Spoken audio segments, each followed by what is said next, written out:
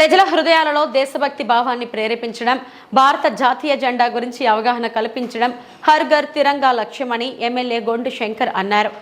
ఆజాదీ కా అమృత్ మహోత్సవ్ కార్యక్రమంలో భాగంగా యువజన సర్వీసుల శాఖ, క్రీడా ప్రాధికారిక సంస్థ, పర్యాటక శాఖ, శ్రీకాకుళం నెహ్రూ యువ కేంద్రం సంయుక్త ఆధ్వర్యంలో శనివారం నిర్వహించిన హర్ ఘర్ తిరంగా ర్యాలీకి స్థానిక 7 రోడ్ల కూడలి వద్ద ఆయన ముఖ్య అతిథిగా హాజరై జెండా ఊపి ప్రారంభించారు.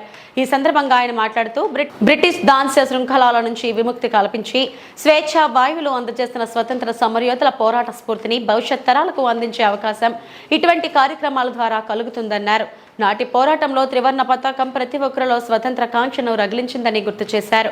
దేశానికి స్వతంత్రం వచ్చి 75 ఏళ్లు పూర్తయిన సందర్భంగా ఆజాదీ కా అమృత్ మహోత్సవాలు నిర్వహించుకుంటున్నామని తెలిపారు. అనంతరం 7 రోడ్ల జంక్షన్ నుండి కోడి రామూర్తి స్టేడియం వరకు నిర్వహించిన ర్యాలీలో పాల్గొన్నారు.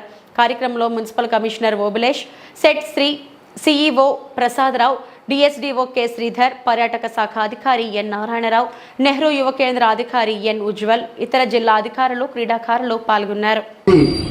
స్వాతంత్రం అంటే ఏంటో అయితే ఈ కొత్త జనరేషన్ కి, భవిష్యత్ తరాల వారికి కూడా స్వాతంత్రోద్యమ నాయకులు ఏ పోరాటం అయితే చేసి స్వాతంత్రాన్ని సంపాదించారో ఆ స్ఫూర్తిని ఒక్కసారి కొత్త తరానికి కూడా తెలియజేయడం కోసం, వారి నుండి స్ఫూర్తి పొంది మన విధి నిర్వహణలో జాతి సమైక్యత కోసం, సమగ్రత కోసం పనిచేయడానికి, పాటుపడడానికి, మనలో మళ్ళీ ఒక ఉత్తేజాన్ని రేకెత్తించడానికి కేంద్ర రాష్ట్ర ప్రభుత్వాలు ప్రతి సంవత్సరం కూడా ఈ యొక్క ఇండిపెండెన్స్ డే సందర్భంగా చాలా యాక్టివిటీస్ చేస్తాయి.